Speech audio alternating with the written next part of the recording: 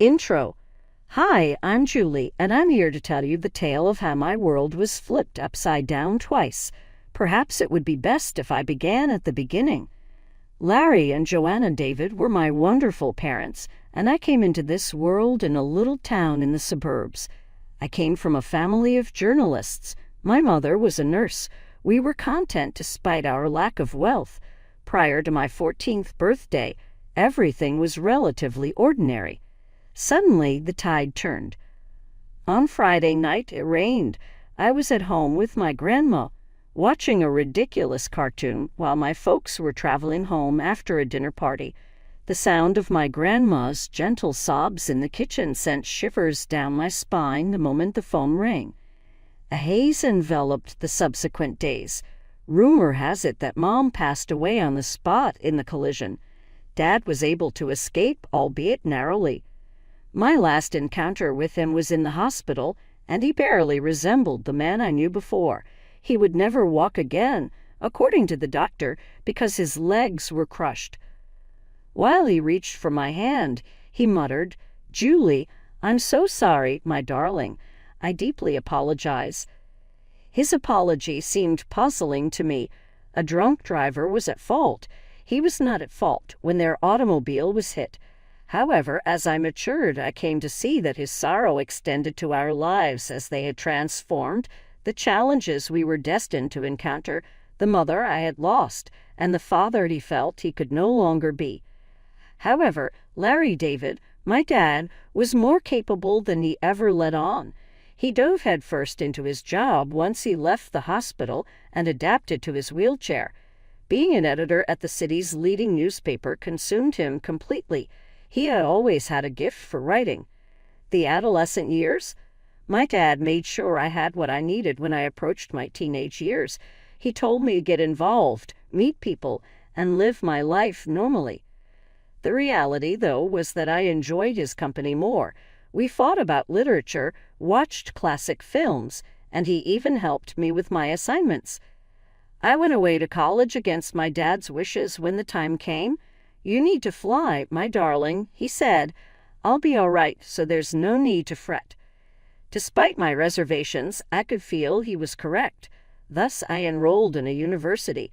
The State University of New York is where I earned my bachelor's degree in accounting. So did I meet Emma, the woman who would later become my best friend. Paul, her second cousin, was introduced to me by Emma. Paul was witty and compassionate. He took my confession about my dad with stride. Actually, he and Dad hit it off immediately upon meeting for the first time, forming a strong bond over their mutual appreciation of old rock. "Your dad is cool, and you're amazing for taking care of him all these years," Paul shared with me later. I tried to play it off, but inside I was glowing. For the first time since the accident, I felt like maybe, just maybe, I could have a normal life, a life with love, laughter, and even a family of my own someday. After graduation, things started to fall into place like a puzzle. I got a job at the local tax service, and Paul started working as a long-haul truck driver. We dated for 4 years before he proposed to me on a crisp autumn evening in the park where we had our first date.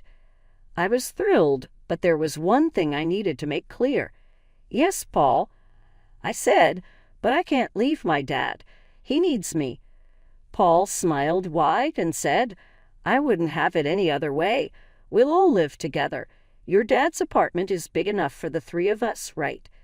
The wedding was small but beautiful. Dad insisted on wheeling himself down the aisle to give me away.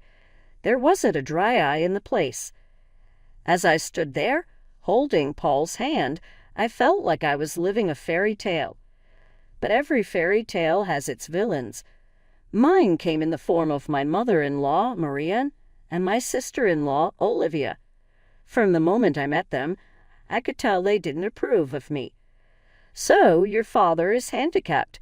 Maria asked during our first meeting, wrinkling her nose like she smelled something bad. "He's disabled," I corrected, trying to stay calm. "But he works as an editor," she interrupted, clearly not interested. Then she turned to Paul and asked, "Are you sure about this? There are so many nice girls from good families." I felt my face flush with anger and embarrassment, but Paul immediately defended me. "Mom, Julie is from a good family. Her dad's disability doesn't change that. I love her, and that's all that matters." That shut Maria up, but I could still see the disapproval in her eyes. Olivia, following her mother's lead, was just as cold towards me. After the wedding, true to his word, Paul moved in with Dad and me, and our life settled into a comfortable routine. I'd go to work at the tax office while Paul was on the road for days at a time. When he was home, we'd all have dinner together, but whenever Maria and Olivia visited, the atmosphere in our home changed. They acted like they owned the place, barely acknowledging Dad's presence. Once I overheard Maria whispering to Olivia, "It's a shame. Paul could have done so much better. Now he's stuck with this girl and her crippled father. What if they have children? Can you imagine the genes?" I was furious, but I kept quiet for Paul's sake.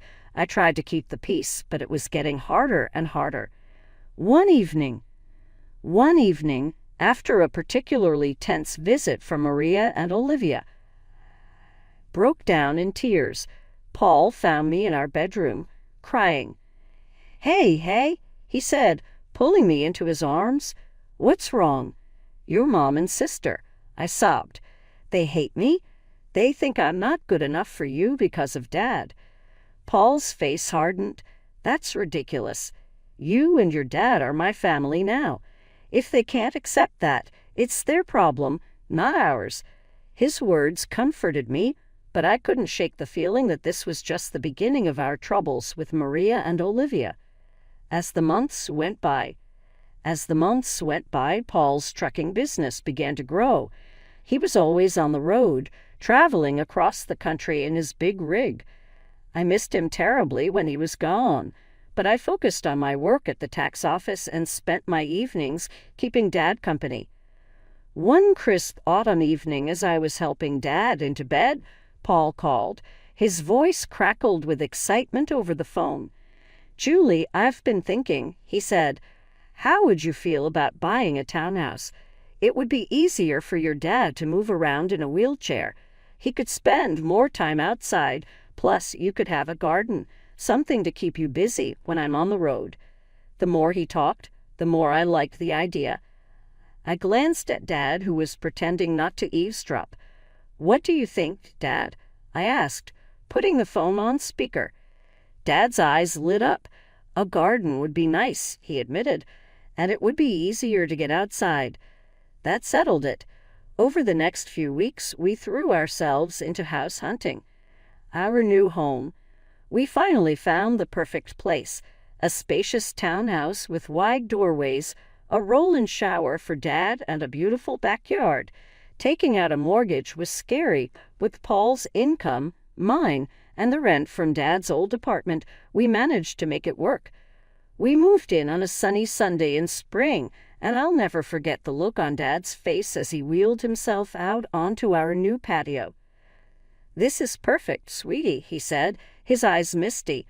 "Thank you." We spent the next few months settling in and making the place our own. I planted a small vegetable garden, and Dad would sit outside for hours, enjoying the sunshine and fresh air. It was peaceful, almost perfect. The housewarming party. Then we decided to have a housewarming party. We invited friends, colleagues, and yes, even Maria and Olivia. The party was in full swing when they showed up, fashionably late as usual. They walked in, looking around with barely hidden envy. As we walked through the house, I could see Maria thinking about something. When we reached the master bedroom, she turned to me with a sly smile. "You know, Julie," she said quietly, "this would be perfect for Paul and me. Why don't you send your father to a nursing home? Then I could move in here." I felt like I'd been slapped. "Excuse me," I managed to say. "Oh, don't look so shocked," Maria continued. "Your father isn't well. He's not a whole person anymore, is he? He doesn't need all this luxury. A nursing home would be more than enough for someone in his condition. Before I could respond, Maria marched out to the patio where Dad was talking with some guests. Maria's outburst, to my horror, she grabbed the handles of his wheelchair and started pushing him toward the driveway. "Maria," I shouted, running after her, "what are you doing?" "If he won't go to a nursing home, he can stay outside," she sneered. "That's what you wanted, isn't it? For him to be outdoors." I was shaking with rage and disbelief. Thankfully, Paul heard the commotion and came running. His face turned red with anger when he saw what his mother was doing. "Mom," he yelled, "what the hell are you doing? Let go of Larry's chair right now." Maria looked shocked by Paul's tone. "But honey, I was just—" "I don't want to hear it." Paul cut her off. "You and Olivia need to leave. Now." After they left, Paul apologized over and over to Dad and me. "I'm so sorry," he said, his voice breaking. "I had no idea she would do that. I'm just so sorry." Dad reached out and patted Paul's hand. "It's not your fault, son," he said gently. "Some people just can't understand." Life settled into a new routine after that incident. Maria and Olivia kept their distance, which was fine with me. Paul focused on his work, taking on more long-haul routes to help pay for our new home. I split my time between my job at the tax office, taking care of our home, and looking after Dad. 4 years later. 4 years passed quickly. Our life became comfortable and predictable. Paul was on the road most of the time, but when he was home, our little family was happy. Dad's health was stable, and he seemed content, spending his days in the garden or working on his editing from home. Then came the call that shattered my world. I was at work when my phone rang. A man's unfamiliar voice greeted me. "Mrs. Walker, this is Officer Andrew from the Highway Patrol." My heart sank. "Yes," I barely managed to say. "I'm sorry to inform you that your husband, Paul Walker, has been in a serious accident." The rest of the conversation was a blur, words like head-on collision, and didn't make it floated around me, but I couldn't understand them. It wasn't until I heard myself thanking the officer and hanging up that the reality began to hit me. Paul was gone. The next week was a fog of grief and disbelief. I went through the motions of planning the funeral like a robot, barely understanding what was happening. The day before the funeral, I gathered my courage and called Maria. I thought she deserved to hear about her son's death from me, not from a newspaper obituary. "Hello," Maria's sharp voice answered. "Maria, it's Julie," I said, my voice trembling. "It's about Paul. He's gone. There was an accident." There was silence on the other end of the line, and then, to my shock, Maria's voice came back dripping with anger. "This is your fault," she hissed. "You made him work so hard, driving that truck to pay for your fancy house. You killed my son." I was stunned. "Maria, that's not—" "Save it," she snapped. "I expect you to give him the best funeral money can buy, but don't expect a penny from us. You made your bed. Now lie in it." The line went dead. The funeral. The day of Paul's funeral was gray and rainy, matching my mood perfectly. The church was full. Paul was well liked in the community, and it seemed like half the town had come to pay their respects. After the service, as people passed by to offer their condolences, I noticed that Paul's mother and sister were nowhere to be seen. They hadn't even bothered to show up for their own son and brother's funeral. Dad reached out and squeezed my hand. "It's their loss, sweetie. We're family, and we'll get through this together." Returning home, as we pulled into our driveway, something seemed off. The lights were on in the house, which was strange because I was sure I had turned everything off before we left. "Did you leave any lights on, Dad?" I asked, frowning. He shook his head. "No, I don't think so." As we got closer, I noticed movement inside the house. My heart started pounding. Were we being robbed on the day of Paul's funeral? I quickly helped Dad out of the car and into his wheelchair, my mind racing. Should I call the police? But as we approached the front door, I heard familiar voices inside. A chill ran down my spine as I recognized them. Maria and Olivia. I pushed open the door to find Maria and Olivia in our living room, surrounded by boxes and pieces of furniture. What the hell is going on here? I demanded, my grief momentarily forgotten in the face of this outrageous intrusion. Maria turned to me, her face a mask of fake sympathy. "Oh, Julie, dear, we're just helping you pack up. After all, you can't possibly afford to keep this place now that Paul is gone." I was speechless. Olivia added, her voice sickeningly sweet, "Don't worry. You can go back to your father's apartment. It's cozy." I could feel the anger building inside me. "Get out," I said, my voice low and dangerous. "Get out of my house right now." Maria had the nerve to look offended. "This house belongs to us now. All of Paul's property does.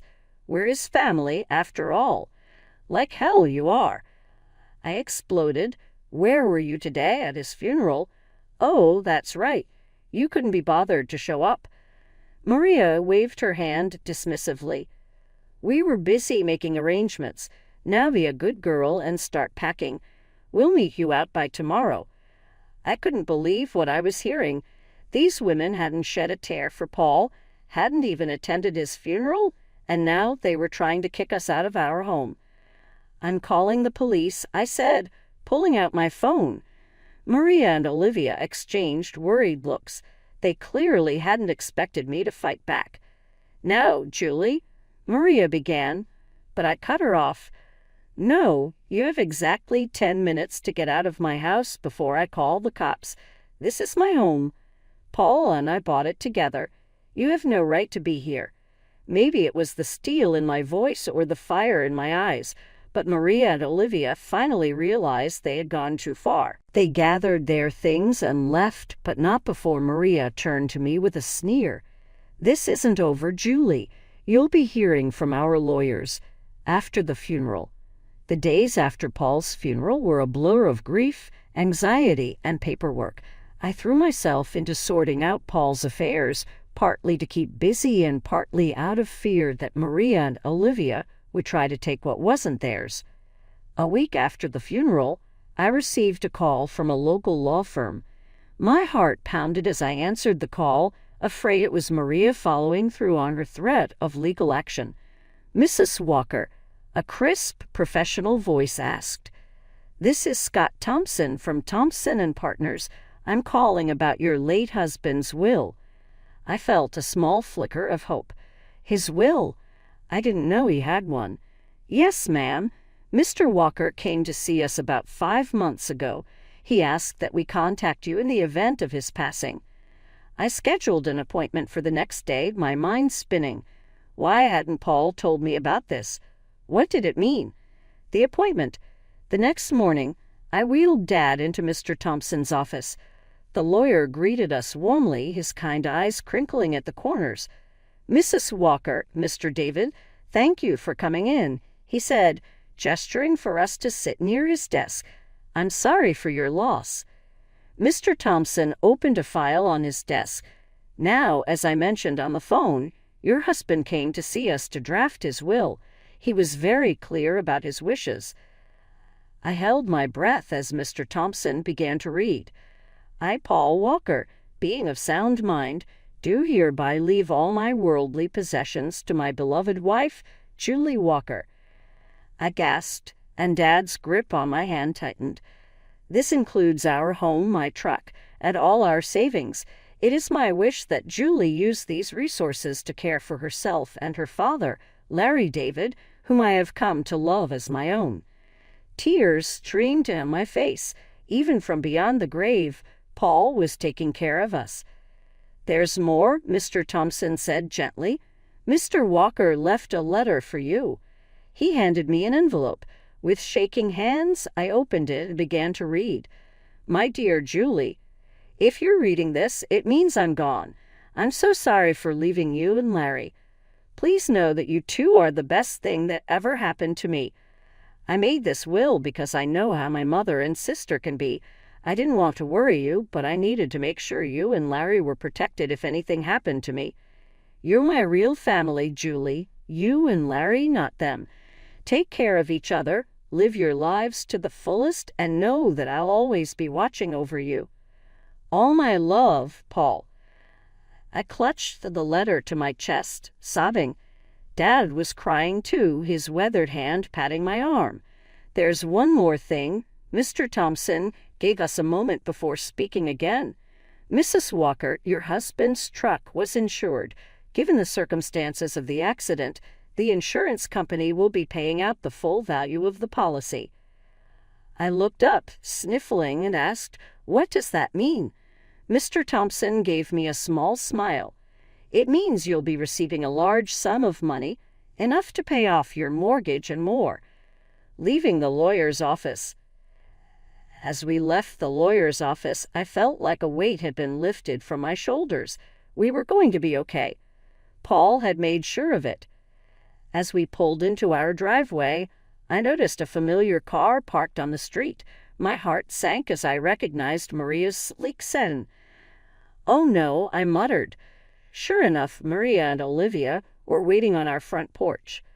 But this time I wasn't afraid. I had Paul's letter in my pocket and the strength of his love in my heart. "Julie," Maria began as we approached, her voice sickly sweet, "we need to talk about Paul's estate." I stood tall, looking her straight in the eye. "No, Maria, we don't. Paul left everything to me. It's all legal and official. Do you want to know why? Because we were his real family, not you. Now please leave. You're trespassing on my property." For once, Maria was speechless. Olivia tugged at her arm, whispering urgently. With one last venomous glare, they got in their car and drove away. The weeks that followed, the weeks after our meeting with the lawyer, were busy. I threw myself into settling Paul's affairs, grateful for the distraction from my grief. The insurance payout came through, and just as Mr. Thompson had said, it was enough to pay off our mortgage with plenty left over. One afternoon, as I was going through Paul's desk, I found a small notebook. Curious, I opened it and saw pages filled with his messy handwriting. It was a journal of sorts, full of his thoughts and plans for our future. Thinking about starting a college fund for our future kids. One entry read, "Want to make sure they have the best start in life." My heart clenched. We had talked about having children someday, but had decided to wait until we were more financially stable. Now, reading Paul's private hopes and dreams, I felt a fresh wave of grief wash over me. "Oh, Paul," I whispered, holding the notebook close. "We had so many plans." A new discovery. That night, I tossed and turned, unable to sleep. My mind kept drifting to the journal, to the future we'd never have. When I finally drifted off, I dreamed of Paul. He was smiling, holding out his hand to me. "It's okay, Julie," he said in my dream. "Everything's going to be all right." I woke up the next morning feeling different. I couldn't quite figure out what it was, but something had changed. As I got ready for work, a wave of nausea hit me, and I barely made it to the bathroom in time. The morning sickness didn't go away in the days that followed. At first, I thought it was just stress and grief, but a small voice in the back of my mind suggested something else. After a week of this, I found myself in the pharmacy, staring at pregnancy tests. With trembling hands, I bought one and hurried home. The 5 minutes I waited for the result felt like the longest of my life. When I finally looked at the test, there were two clear blue lines. I sank to the bathroom floor, overwhelmed by a mix of emotions: joy, fear, grief, and hope, all swirling together. "Julie," Dad's voice came through the door. "Everything okay in there?" I opened the door, tears streaming down my face. Dad's expression changed from concern to alarm. "What's wrong, sweetie?" he asked. I held up the test, my hand shaking. "I'm pregnant, Dad." I fell into his arms, sobbing. He held me, stroking my hair like he used to when I was a little girl. "It's okay," he murmured. "It's going to be okay. You're not alone, Julie. And this baby is a gift, a piece of Paul that will live on." His words hit me deeply. This baby was a part of Paul, a continuation of our love. Suddenly, the fear began to fade, replaced by a strong determination. "You're right," I said, wiping my eyes. "This baby is a gift, and we're going to be okay." Dad smiled, his eyes crinkling at the corners.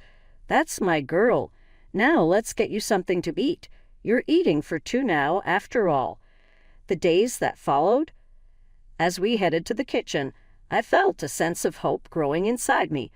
The road ahead would be challenging, but with my father by my side and Paul's child growing inside me, I knew we could face anything. As my belly grew with our child, I found strength I never knew I had. Dad was my rock, always there with a kind word or a helping hand. We settled into a new routine, just the two of us, eagerly awaiting the arrival of the newest member of our little family. Another visit. I was tending to the garden that Dad and I had planted together one lovely afternoon when I heard a car pull up. When I saw Maria's sedan, my stomach dropped. What on earth could they desire at this moment? As I made my way to the front door, my fingers went limp against my bloated stomach. Olivia and Maria stood on our porch, appearing slightly anxious and uneasy. "Julie," Maria said, her voice devoid of its customary acerbic quality, "we should definitely have a conversation with you." I waited for her to finish before speaking, raising an eyebrow, but keeping my mouth shut.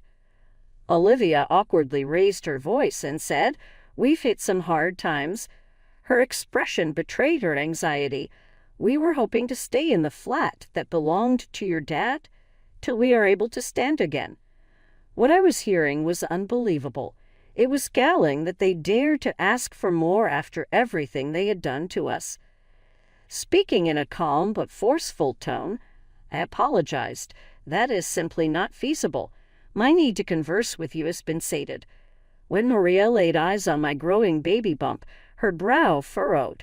A mix of horror and shock contorted her features. "Are you expecting a child?" I spat, she said. "Is it already? You small? Leprosy. Your discovery of a new man is just mind-boggling. Even when buried, Paul's body remains warm." Suppressed an overwhelming rush of rage. It was Paul's child, but I didn't feel the need to explain that. Such an aunt and grandma would be too much for my unborn child to handle. Rather, I grinned, a subtle, suspicious grin that appeared to frighten Maria even more. "Your opinion on my private life is irrelevant," I stated in a composed manner. "It seems like you should go now." Maria seemed to be trying to convey more, but she must have been put off by my reaction. Gripping Olivia's arm, she pivoted on her heel. As I observed their go, a feeling of tranquility engulfed me. I had maintained my honor, stood firm for my loved ones, and prevented harm. Had he lived, Paul would be proud.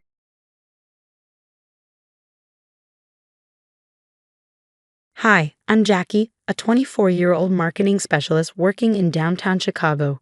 Trust me, what I'm about to tell you is a perfect example of why you should never ignore your gut feelings about people. Jackie, Bob is different. He makes me feel alive again. My mom gushed, her eyes sparkling as she reminisced about meeting him at a chair auction 3 years ago. I forced a smile, but something felt off right from the start. Your mom seems really happy, though, Martha said as we sipped coffee at our favorite cafe. Maybe give him a chance. I'm trying, I admitted. But every time I see them together, he's always there, hovering. Over time, the signs piled up. Mom stopped making decisions on her own. First, her spontaneous lunch visits to my office stopped. Then, even her infectious laugh seemed to fade. "Oh, honey, I'll have to check with Bob about investing in your business idea," He handles our finances now, she said casually one day. That wasn't my mom speaking. The Linda Mitchell I knew was independent, bold, the woman who built her real estate empire from scratch. Did your mom just say Bob manages the accounts now? Martha's eyebrows shot up when I told her. Yeah. And get this, she had to ask his permission to buy a new car. Her old one's falling apart. Then came the phone call from Thomas, my mom's business partner. Jackie, your mother just signed over partial control of the agency to Bob. She didn't even read the paperwork. I confronted her over dinner. Since when do you not read contracts? I demanded. Bob knows what he's doing, sweetie, Mom said softly. He has an MBA. Mom, so do thousands of people. That doesn't mean. That's enough, Jackie, Bob cut in coldly, his voice slicing through the air. Your mother trusts my judgment. Maybe you should too. Mom shrank into her chair, avoiding my gaze. 3 years ago, she would have stood her ground. Now she just folded. Little did I know, watching her fade into a shadow of herself was only the beginning. Then came the night everything changed. Miss Mitchell, this is Mercy Hospital. Your mother's been in a serious accident. Those words hit me like a freight train. By 2 a.m., I was at the hospital, still in my pajamas. Bob was already there, huddled with a lawyer I didn't recognize. She's in a coma, the doctor explained. The next 48 hours are critical. I'll handle everything, Bob interjected, shoving a stack of papers at the doctor. I have medical power of attorney. Since when? I demanded. Your mother signed it last month, he said smoothly, along with some other necessary documents. I felt a wave of nausea. Mom wouldn't have done this without telling me. He's lying, Martha insisted when I called her. Mike's cousin works at the courthouse. We'll check the documents first thing tomorrow. But Bob moved faster than any of us expected. By morning, he had frozen all of Mom's accounts, including the joint ones I had access to. You can't lock me out of everything. I confronted him in the hospital hallway. Actually, I can, he replied, his tone icy. And if you cause trouble, he glanced toward Mom's room. Premium medical care is expensive. It would be a shame if we had to move her somewhere more affordable. That's when his sister Karen appeared, dripping with fake sympathy and flaunting her designer handbag. Sweetie, you're just upset, she cooed. Bob's doing what's best for everyone. Oh, and about your old room, we'll need it cleared out. The house is being listed tomorrow. What? That's my childhood home. Was, Karen corrected, smirking. The new deed shows different ownership. Devastated, I called Thomas. They're selling everything, I sobbed. Give me an hour, he said. I've been keeping records. When I met Thomas at his office, my hands shook as he laid out the evidence. Look at these property transfers, he said grimly. All perfectly legal on paper. But the timing, something didn't add up. These transfers were backdated, Thomas said, his voice grim. Bob's been planning this for months. And Jackie, he's done this before. Mike burst in, waving his phone. I found something. 3 other women, 3 other cities, same pattern. Marry, accident, assets vanish. Did he get caught? I asked, though I already knew the answer. Mike shook his head. No, the women either died or gave up fighting. I felt the walls closing in. Every lawyer I called hit the same roadblock. Everything looked perfectly legal. The documents are too clean, one attorney admitted, almost like they were prepared well in advance. Martha helped me document everything while I camped out at Mom's bedside. Every conversation, every threat, every suspicious visitor. I recorded it all.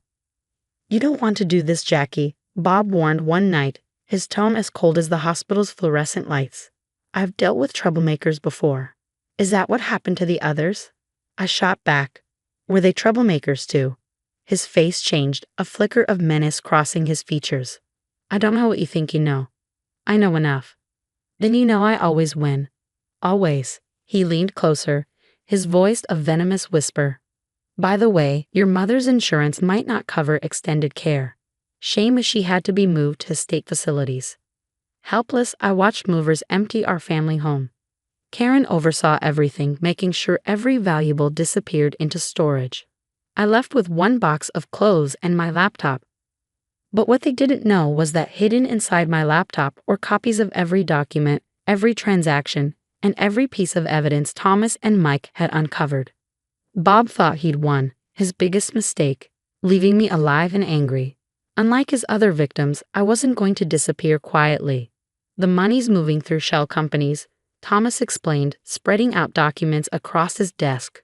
Look at these timestamps, transfers at midnight. Like clockwork. Late nights in Thomas's office became my new normal. That's where I met Diana. She stumbled in one rainy evening, looking exhausted. I saw your post in the fraud victim forums, she said softly. Bob Turner, he did the same thing to my aunt. Did she make it? I asked. She shook her head, tears pooling in her eyes.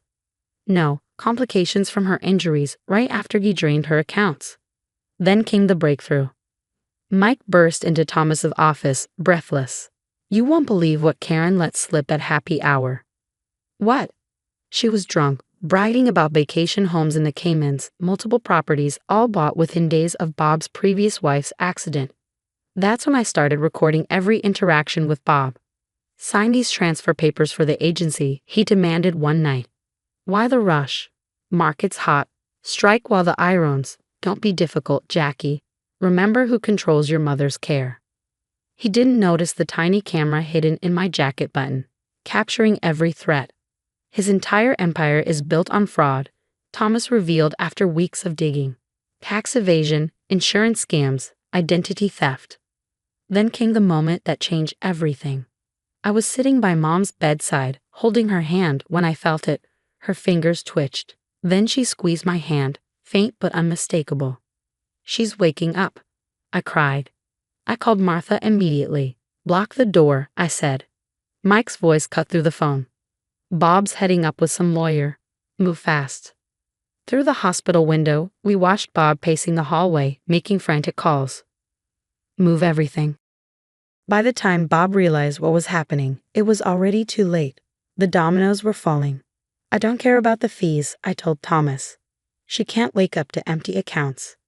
Mom's recovery came with a fierce clarity. Her first coherent words stopped Bob in his tracks. Where's my checkbook? She demanded, her voice stronger than it had been in years. You're confused, dear. Rest, Bob tried, his tone saccharine. The hell I am. Jackie, why can't I access my accounts? That's when the FBI walked in. Bob Turner, we have some questions about your offshore holdings. And Miss Turner, an agent added, turning to Karen, your real estate license is suspended pending investigation. Diana arrived with 5 other victims' families. Their testimonies stretched over 3 days, painting a damning picture of Bob's calculated schemes. Mike's updates came like clockwork. He's on every airport watch list, he reported. Border Patrol caught him trying to cross into Canada. The trial was swift. Bob's meticulous paper trail sealed his fate. 20 years, the judge announced, and full restitution to the victims. Mom recovered fully, throwing herself into rebuilding her business with a renewed vigor.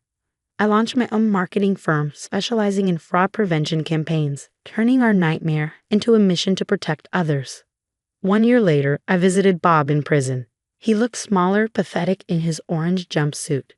Jackie, please, he begged. I'm sorry. I'll make it right. Like you did for Diana's aunt, or the others? I asked, my voice steady. I've changed. Save it, I snapped. I just came to say one thing. I won. And you'll never hurt another family again. His desperate pleas followed me as I walked away, but I didn't look back. How'd it go? Mom asked later. Exactly as planned, I said, smiling. He's got 19 more years to think about his choices. Sometimes justice comes from simply refusing to stay quiet. Have you ever faced a situation where someone close to you revealed their true colors, but others told you to give them a chance? Or maybe insisted you were just being paranoid? How did you handle that gut feeling when something wasn't right? My story is a testament to the danger of ignoring red flags. Looking back, the signs were there, the controlling behavior, the isolation, the subtle threats. But society often pressures us to keep the peace or make it work, especially when it involves family. So what's more dangerous? A stranger who means us harm or someone who gains our trust and manipulates us? Should we always trust our instincts, or are there times when we're being too suspicious? Share your experiences in the comments below. Let's start a conversation about trusting our gut and protecting ourselves and those we love.